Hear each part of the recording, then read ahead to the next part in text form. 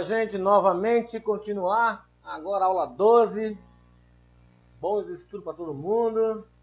Se chegamos até aqui é porque lutamos, né? Então vamos seguir em frente. Continuando com a fase M, agora vamos ver o que? Capacidade do processo. O que é isso, gente? O que é que eu posso tirar de bom proveito desse estudo agora, né? Capacidade do processo. O quanto meu processo é capaz. O que eu vou ver agora é o quanto meu processo é capaz. Não confundam, pode anotar aí, com capacidade de produção, de quantidade de produto que eu faço. O que eu vou falar agora não tem nada a ver com isso. Não é a quantidade de produto, que é a capacidade que eu faço em quantidade, né? Eu queria falar um pouco agora de capacidade em relação à qualidade. Qual é a qualidade do teu processo? Será que o processo garante realmente o atender o cliente? Garante realmente as especificações do cliente? É isso que quer fazer. Então, disso a gente gera um número. Foi gerado um número. Então, capacidade. Opa, deixa eu pegar aqui de novo a apontador laser. Capacidade ou capabilidade. Né? Capabilidade foi uma palavra aportuguesada, como muitas palavras são do inglês. Né? Então, a palavra capabilidade vem do capability. Capability, como queiram falar. Capability significa capacidade no inglês. Capability é capacidade, mas de tanto falar capability, criaram a palavra capabilidade. Foi até bom porque separa um pouco o negócio de quantidade de processo. Quando eu falar capabilidade, opa, já é outra coisa. Então, capacidade ou capabilidade do processo é a propriedade de atender às especificações com folga para garantir a plena satisfação do cliente. Opa, se eu garanto a especificação do cliente e tem uma folga, né? Quanto mais folga eu tiver, mais certeza eu tenho de não errar. É mais seguro para o cliente, eu deixo o cliente mais satisfeito. Então podemos falar também que capacidade é a medida da variabilidade de um processo. Estável. O processo tem que ser estável. Vai ver aqui na frente o que significa ser estável. Em relação às especificações do cliente. A capacidade agora, a gente vai pegar valores nossos do nosso processo e medir de encontro com a especificação do cliente. Aí sim eu vou saber se eu sou capaz de atender o cliente ou não capaz de atender o cliente. Se eu for capaz, maravilha. Se eu não for capaz, eu vou ter que ajustar o processo para se tornar capaz. E não ajustar o cliente para se adequar ao meu processo. E sim ajustar o meu processo para se adequar ao meu cliente, tá? Então, antes de mais nada, antes de eu fazer um estudo de capabilidade, eu tenho que entender de três coisas fundamentais. A primeira é que os dados do processo tem que ser uma distribuição normal. Tá lembrado lá? Distribuição normal. Formar aquela boca sino, né? Formar aquele sininho, né? Tá lembrado do Galton lá, aquela bolinha caindo, sempre tá formando. Então, o meu processo tem que ser um processo daquele tipo ali. Um processo normal. Esse gráfico que a gente está vendo aqui é o gráfico que é feito lá no Minitab. Quando você faz cálculo com o Minitab, ele diz se é normal ou não normal. Então, a primeira coisa, a gente tem que descobrir se o nosso processo é uma distribuição normal. Se ele não for uma distribuição normal, aí tem que ser tratado de outra forma. Mas aqui o que a gente aprender é tratar, o que a gente aprende como Greenbelt também, é tratar os processos normais. Então a primeira coisa é saber se ele é normal. Tá? Segunda coisa é saber se ele está estável, é a carta de comportamento, saber como é que se comporta o processo. Deve indicar o processo sob controle, ou seja, sem causas especiais. Já vamos ver o que é causas especiais. Então, se o processo estiver sob controle, olha, bonitinho, né? Os limites de controle está aqui, o processo está rodando dentro do limite de controle. Se ele estiver assim, ele está estável. Se ele estiver estável, opa, eu posso calcular a minha capacidade. Então, primeiro, tem que ser uma distribuição normal.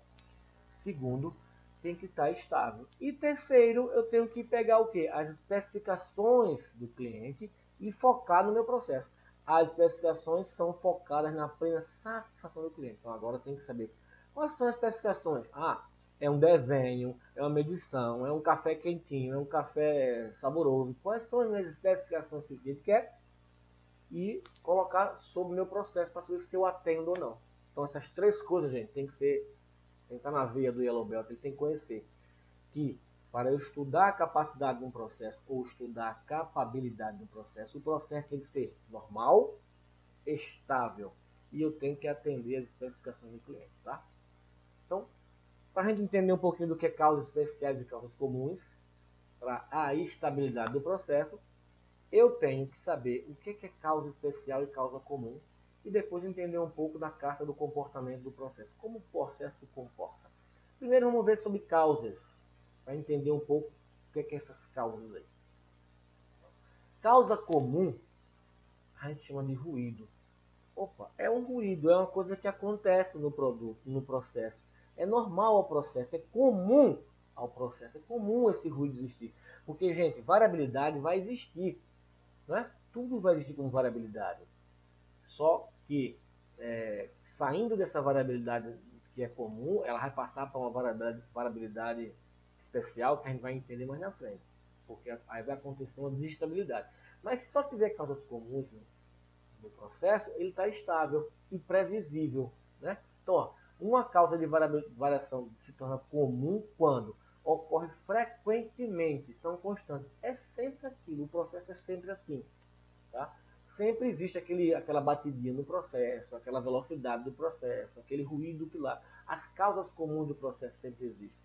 Só são perceptíveis ao longo do tempo. Você só vai perceber uma diferenciação com muito tempo de uso daquele processo, tá? Refere-se a muitas fontes de variação. O que é isso? Carro. Quem tem carro aí? Você liga seu carro faz vrum, e começa a fazer aquele ruído normal do motor. Vrum. Mas de onde vem esse ruído? Do motor. Tem um monte de peças roendo lá. Tem a bomba d'água, a bomba de óleo, tem os pistões rodando, tem a explosão dos cilindros, tem a faísca lá da ignição, tem as correntes, tem as correias. Tem tudo ali que está movimentando dentro do motor, virabrequim, movimento, tudo está movimentando e tudo junto está gerando esse ruído que você está escutando. E para você é normal. Você liga o seu carro, não escuta nenhum ruído diferente. É só um vum, vum. Aí você vai se embora andar, porque é normal. O processo do motor lá está normal, você está rodando. Eu duvido, se você escutar algum barulho diferente, você para logo o carro. Opa, tem algo de errado no meu carro. Né? Vamos ver daqui a pouco. Então, quando o motor está nessa situação, para você é comum, você começa a andar com o carro. Por quê? Porque o teu processo está sob controle. O teu motor está sob controle. Você sabe que está normal o meu processo. Eu sei que se eu ligar hoje está assim. Amanhã, quando eu ligar, ele está assim também. Então, é uma previsibilidade. E daqui a um mês, dois, quando eu ligar o motor, ele vai estar funcionando todo dia dessa maneira. Né? Que é uma causa comum. Então, causa comum, gente, é exemplo de causas comuns. Né? Mão de obra. Opa, treinamento inadequado. Se você já tem pessoas que são mal treinadas no teu processo, o teu processo já está inferido de pessoas mal treinadas. E o teu processo tem aquela variação que você acha normal, porém, se você está atendendo o cliente, beleza. Descaso com a qualidade, já se tem normal nesse processo. Material. Ó, material, método, máquina, medida, meio ambiente. O que é isso, gente? É os 6 M's, ó. Que a gente vai ver mais na frente lá, vamos falar de Chicago, mas para chamar um pouquinho aqui, é os 6 M's. Mão de obra, material, método, máquina, medida e meio ambiente, tudo isso tem variação. E aqui tem vários exemplos de variação de causas comuns. Por exemplo, material, compra constante de material fora do especificado. Se você compra já sempre material assim, você vai sempre ter problemas, sempre o teu processo está com esse problema, então é comum o teu processo estar assim. Se você não faz inspeção no recebimento, se você armazena sempre inadequadamente a matéria-prima, os problemas que tem a matéria-prima estão entrando no teu processo e está fazendo o teu processo variar. Se você atende o cliente, perfeito, porque o processo está dentro do cliente, mas é uma causa comum. Método, textão de trabalho, dispositivo com folga. Se ele já é assim, já sempre folgado, ele está sempre jogando variabilidade no processo. Máquinas, medida, meio ambiente, iluminação deficiente, layout bagunçado, ruído excessivo. Né? Vocês têm esse material aqui, vocês podem ler direitinho aí no material de vocês, mas aqui é os exemplos de causas comuns, coisas que já acontecem no teu processo o tempo inteiro, está sempre acontecendo.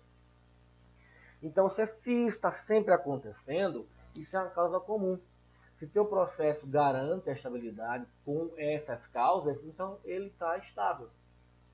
Agora imagine, tu ligar o carro de manhã cedo e sair para trabalhar. Sempre está com o ruído do motor. Beleza. Quando de repente uma causa especial acontece. É um sinal. Por exemplo, você quando faz uma curva lá no teu carro, aí tu escuta um barulho batendo no teu carro. Aí tu percebe que, poxa, na mala. Tem algo na mala. Quando eu faço uma curva, tem um barulho batendo na mala do carro. O que é isso? Aí você percebe logo, porque ó, esse ruído é diferente. É um sinal. É uma coisa especial que está acontecendo. Ó, uma causa especial de variação é dita quando? Ocorre raramente. Você estava sempre andando com o seu carro, sempre aquela máquina estava ligada, sempre aquele processo de venda era correto e de hora para outra mudou tudo. Alguma coisa aconteceu que você achou que tem algo diferente. Foi um sinal. Então ocorre raramente. São perceptíveis imediatamente, porque está tudo comum, está tudo normal. Aí daqui a pouco sai de processo, alguma coisa aconteceu, um ruído diferente, uma venda. Você sempre vende todo mês 1.000, daqui a pouco você vendeu 100 mil. É um sinal. Pô, foi bom, foi, mas é um sinal do teu processo, que normalmente era 1.000 e chegou a 100 mil. Mas ele aparece, né?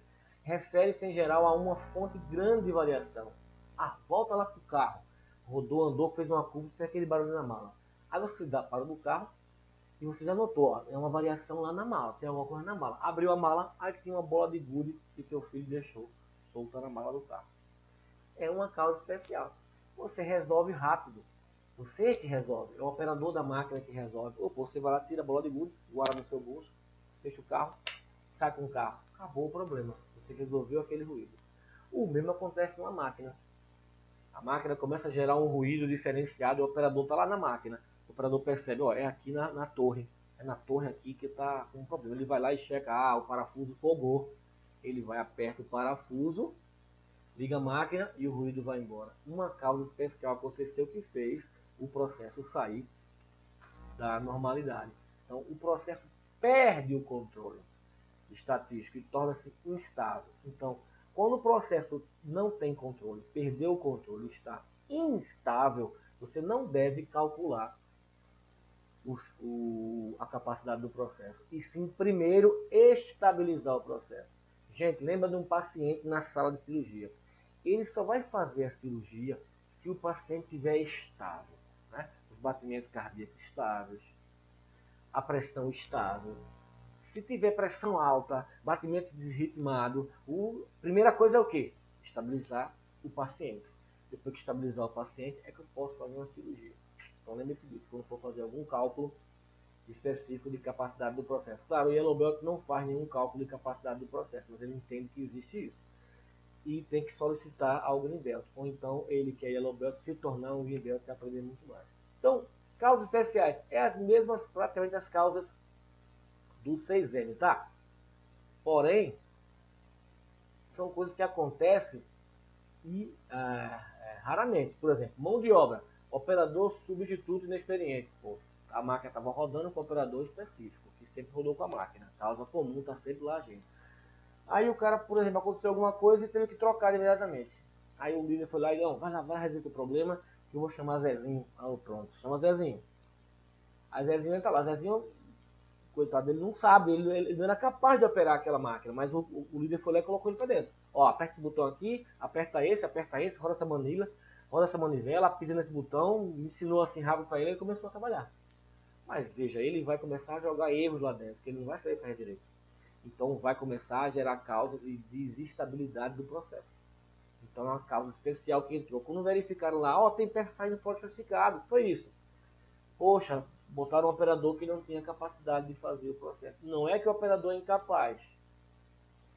Ele era incapaz para fazer aquela atividade, tá? Então gerou uma causa especial, gerou um sinal.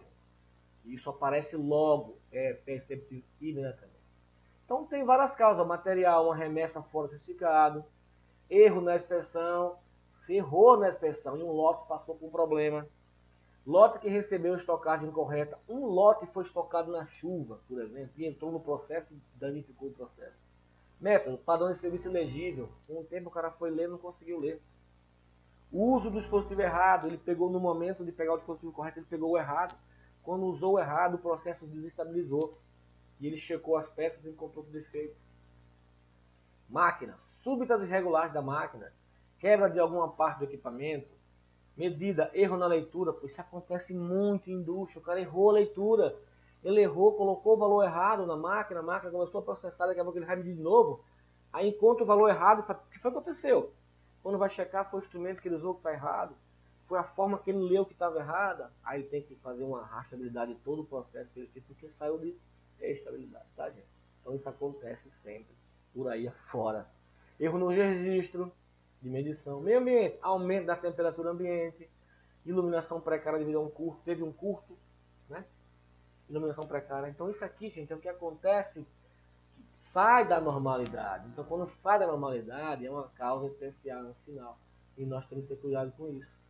Seguindo em frente, a diferença das causas comuns e especiais, a grande diferença é, quando o processo só tem causa comum, é fácil você saber, o processo hoje estava assim, ontem estava assim, hoje ele está do mesmo jeitinho, amanhã vai estar do mesmo jeitinho, tem predição, é previsível porque o processo está sob controle. O processo descrito ao lado sofre apenas causas comuns de variação, tornando possível assim que possamos prever o seu comportamento ao longo do tempo. Eu consigo prever o comportamento, porque só tem causas comuns. Agora, quando ontem estava assim, ontem estava assim, ontem estava assim, hoje está assim, amanhã, ninguém sabe. Cada dia tem uma causa diferente, tem um sinal diferente, né? Acontece isso em muitos lugares por aí, né? Os processos ficam variando demais e não tem estabilidade no processo. Eu não consigo ter previsibilidade no processo. Então, perco a previsibilidade, perco a estabilidade. Então, causa comum, processo estável. Causa especial, processo instável. E se o teu processo estiver instável, a primeira coisa é trazer esse processo para estabilidade, para depois fazer cálculo de capacidade do processo. Ok, gente? Cuidado. Então tem os gráficos agora. Eu posso criar gráficos de comportamento de processo. Os gráficos de comportamento são utilizados para identificar os tipos de causas, claro, se tem causa comum e especial no processo. Separar sinais e ruídos. O que é sinal, gente? Causa especial. O que é ruído? Causa comum. O gráfico vai conseguir identificar. Fornece uma visão da situação atual do processo. E isso, eu consigo enxergar o comportamento do processo. Se realmente ele está estável ou não estável. Seguindo em frente, estão lembrados quando a gente falou de distribuição normal? Isso é uma distribuição normal, né? E a característica de mais ou menos 1 sigma, mais ou menos 2 sigma, mais ou menos 3 sigma. Então, inverte esse gráfico e joga ele para cá. Opa, então a carta é construída da seguinte forma. Eu pego essa área aqui, que é do mais ou menos 3 sigma, gerei esses limites aqui. Desses limites eu tenho limite superior de controle e limite inferior de controle. Então, os limites de controle têm a ver com o teu processo. Quando você pega dados do processo e pede para calcular os limites de controle, ele se referencia com os teus desvios padrões. Então, quanto maior for a dispersão do teu processo, maior esses limites vão acontecer de controle, tá? E a variação natural do processo vai estar aqui dentro de mais ou menos 3 sigma do processo. Então, aqui dentro vai estar 99,73% dos teus dados. Isso é importante. E o que está fora? O que está fora desse controle aqui são causas especiais. Se alguma coisa cai, algum ponto que não tiver cair aqui fora, o teu processo saiu de controle. Então o teu processo ele é controlado dentro de mais ou menos 3 sigmas, que é a variação natural. Todos os dados têm que estar dentro dos limites, né? Depois a gente aprende que mesmo estando dentro dos limites, pode existir alguma situação de indicação que o processo está saindo de controle. Primeiro se o processo estiver caindo aqui fora, ele já está totalmente fora de controle, né? Tudo tem que estar aqui dentro desses limites. Mesmo estando dentro desse limite, ele pode também mostrar tendências de sair de controle. Aí só aprende lá, o Greenbelt aprende isso também. Então a primeira coisa que tem que fazer é saber se o processo está sob controle, usando carta de controle. E existem várias interpretações da carta, você aprende lá. no Greenbelt. O outro aqui, o Minitab, ele dá tudo isso automaticamente. Quando você coloca os dados lá dentro, você chama, ele já dá os pontos vermelhos, mostra qual foi o ponto que desestabilizou. É fácil fazer com o Minitab. Você não faz esse cálculo mais na mão. Esses gráficos não se faz na mão, usa sempre um software de estatística, tá? Então, aqui a interpretação que o Greenbelt aprende, toda a interpretação aqui dos gráficos, ele consegue entender que o processo saiu de controle ou não de controle, entendeu? Então, eu não posso confundir jamais esses limites aqui com os limites de especificação, tá? Limite de controle não é especificação do cliente. Nesse nosso caso, quando é que um processo estaria ótimo para a gente trabalhar? Por exemplo, imagine que isso aqui fosse o limite de controle de um processo. Então, se os meus limites de especificação tivesse aqui e tivesse aqui, opa, veja, eu estou controlando aqui dentro e os limites de especificação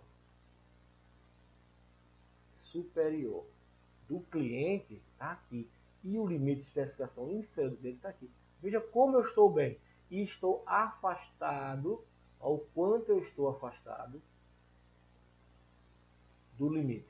Tá lembrado que a capacidade é o quanto eu tenho folga? Então, quanto maior eu tenho folga, mais capaz eu sou. Imagine que quando eu pegasse meu processo, fosse isso aqui agora, e os meus limites do cliente estivesse aqui, aqui e aqui. O que acontece? O meu processo não é capaz de atender, porque os meus limites de controle do meu processo está acima dos limites de especificação, né? Que seria esse e seria esse. Então aqui eu teria que ter cuidado, eu teria que ajustar meu processo. Melhorar o quê? Diminuir essa variabilidade. Quando eu diminuísse essa variabilidade, o meu processo ia se encaixar dentro dos limites de controle. Então cuidado. Não, limites de controle não são especificações de processo de cliente. Ok? Continuando, gente, aí tem vários tipos de carta que vocês aprendem lá quando faz Greenbelt, só para ter noção. Ó. Carta para variável e carta para atributo. Então, ó, tem uma carta para variável, duas cartas, três cartas para trabalhar variáveis. Eu tenho 4 cartas para trabalhar quando é atributo. Não vou adentrar muito sobre isso aqui, não, só para você entender que existem cartas para tudo, para verificar o comportamento do processo. Tá? Então, capacidade ou capabilidade, né? Capacidade ou capabilidade do processo é a probabilidade de atender às especificações com folga, não é isso? Podemos falar também que a capacidade é a de variabilidade, tá? Como é que eu falei na frente. Então, processo capaz. Quando é que eu digo que um processo é capaz? Quando os resultados das medições estão dentro do intervalo especificado do cliente. Pronto. Se o meu resultado da medição está dentro do especificado do cliente, eu chamo meu processo de capaz. Estatisticamente, não estão sendo produzidos produtos defeituosos. Estatisticamente, não estão sendo produzidos produtos defeituosos. Se meu processo é capaz, eu não gero produto defeituoso. Agora, se meu processo é incapaz, quando os resultados das medições estão fora do intervalo, estatisticamente estão sendo produzidos produtos defeituosos. Então, o que vocês querem? Que seu processo seja capaz ou seu processo seja incapaz? Meu processo tem que ser capaz para atender o cliente e não produzir produtos defeituosos. Tá certo? Então, quando o processo está sob controle estatístico, eu tenho uma previsibilidade, uma quantidade previsível de variabilidade resultante. Causas comuns, de novo falando isso, quando o processo está sob controle, ele está só tendo causas comuns de variação. Tá? Como nenhuma causa especial afeta o processo, então os valores devem estar distribuídos conforme uma curva normal, valor central e dispersão natural. Gente, tá lembrado que tem que ter uma média e tem que ter um desvio padrão. Então, dispersão natural. 3 desvios padrão em cada direção. 3 para um lado, 3 para o outro. Esse aqui é o desvio padrão. Então, quando eu tiver os dados e souber que meu processo é normal e meu processo é estável, ele está sempre como se for normal. Eu vou ter um valor central, que é uma média, e vou ter uma dispersão natural, que é o desvio padrão. Tá? limites, para você entender um pouco do processo. Então, uma grande pergunta aí, qual dos processos abaixo é o melhor? E agora, como é que eu vou definir qual dos processos abaixo é o melhor? Esse aqui tem um desvio padrão de 5,7, esse tem um desvio padrão de 1,4, esse tem um desvio padrão de 3,6. Opa, se eu for olhar para o desvio padrão, eu vou dizer que esse aqui é o melhor. Tem um menor desvio padrão. E esse é o pior. Mas será que é assim que eu devo me comportar? Ou tem outra forma? Então, gente, qual dos processos abaixo é o melhor? Olha, esse aqui, limites do cliente. Então, eu já estou gerando produto não conforme, né? Então, esse processo não é bom. Eita, esse aqui menor, já estou gerando produto não conforme. Então, também não é bom. Ah, esse aqui, olha a folga que eu tenho aqui e a folga que eu tenho. Não estou gerando produto não conforme. Então, gente, para eu definir se um processo ele é capaz, ele é bom realmente, eu tenho que saber o que? Os limites do cliente para encaixar no meu processo. Então não adianta eu só saber a dispersão. Esse tem uma maior dispersão do que esse, porém esse é capaz, esse não é capaz. Então eu tenho que descobrir isso aqui. Especificação do cliente, tá, gente? Então, ó, sempre vai ser isso. Ó. Limites inferior do cliente, limites pelo cliente. Dispersão do processo, que é a tolerância, os limites. Então, é o cliente que define os limites de especificação, não é você. O cliente pode ser interno ou externo, pode ser um cliente lá fora que você vende produto, faz serviço, ou dentro da sua empresa, uma tarefa após, né? O cliente pode ser externo ou interno, mas é o cliente que define. Então, tem que ter cuidado com isso. Você tem que estar assim, assim é que é o bom. Você tem que ter uma folga entre os limites, tá? Aqui tem uma folga boa, uma folguinha entre os limites, tá ok? Tem nessa folga, você está mais seguro e o cliente está mais satisfeito, com segurança. Segue o trem. Então, o indicador de potencial do processo, que eu chamo de CP, ou capabilidade do potencial do processo, é a medida do quanto o processo é capaz de atender as especificações. Então, potencial, gente, o quanto você tem condições de fazer, tá? Então, vamos pensar assim, se eu for fazer uma peça, aí eu vou lá, pego a minha engenharia, pego minha melhor máquina, pego todos os meus melhores profissionais e fabrico aquela peça. Aí mando para o cliente. O cliente quando mede, porra, a peça está totalmente dentro do especificado, garante, beleza, perfeito. Aí o cliente faz, agora eu quero 1000 peças. Aí você, poxa, 1000 peças, não vou pegar meu engenheiro, meu melhor, não vou botar na produção. Aí você que não bota na produção, você bota lá o operador que está lá, não é o seu melhor engenheiro. A máquina que está na produção não é a sua melhor máquina. E começa a produzir e manda para o cliente. Quando o cliente começa a medir e vê que está tudo saindo de especificação, está fora. Quer dizer o quê? Você tinha potencial para fazer uma peça, mas você não tinha desempenho para fazer 1000 peças. Então aprenda que existe potencial do processo e desempenho do processo. Então você pode até ter potencial para fazer uma peça, mas quando você começa a fazer produto ou começa a fazer serviço, sua variação é muito alta e acaba não tendo desempenho. Então primeiro, vamos ver o potencial do processo. O potencial é dito por esse CP, que é calculado também lá pelo limitado, né? E tem forma de calcular manualmente, mas a gente não vai ver isso, a gente vai saber que existe esse CP. Pelo CP, de acordo com o CP, os processos podem ser capaz ou incapaz. Quando esse CP aqui der menor que 1, acontece isso, gente. Ó. O processo, a curvinha normal, já está mostrando que gera produto não conforme. Aqui já é não conforme, aqui já é não conforme. Então, quando esse CP for menor que 1, eu já gero produto incapaz. Quando o CP for igual a 1, ó, eu não estou gerando, mas já está no limite. Eu tenho uma probabilidade enorme. Qualquer falha, qualquer espirro, qualquer piscar de olho, eu posso cair fora. Então ele está escassamente capaz. É capaz, mas não é capaz, tá ligado? Qualquer empurrãozinho, qualquer passo em falso, qualquer espirro, eu deixo de produzir peça capaz e acaba atingindo o cliente. É uma insegurança. Se o cliente vê isso, ele vai dizer, poxa, Qualquer desvio aqui, você me bota PK, me bota produto com problema, me coloca um serviço errado.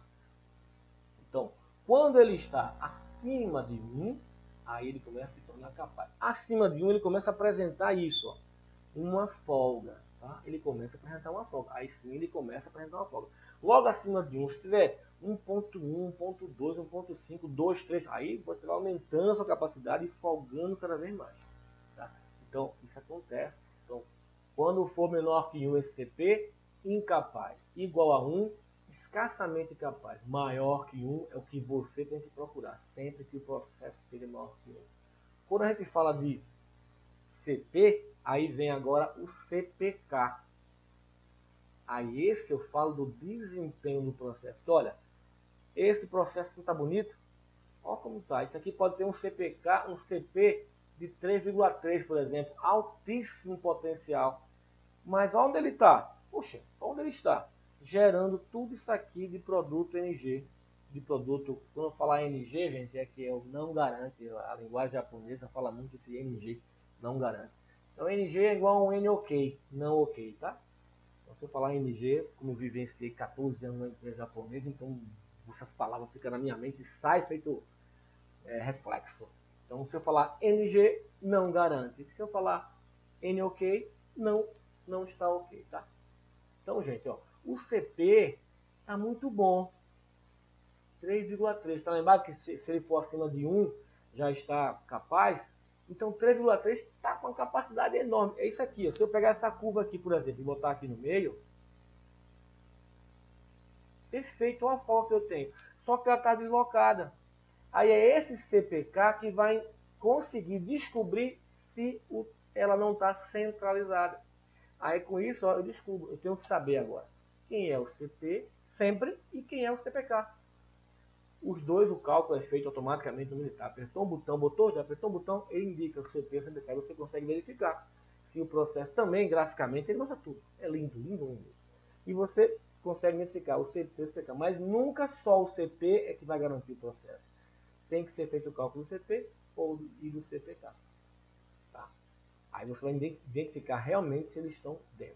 E o CPK também segue o mesmo caminho. Se o CPK for menor que 1, vai ser incapaz. Se o CPK for igual a 1, vai ser escassamente capaz. E o CPK for maior que 1, aí sim ele começa a ser capaz.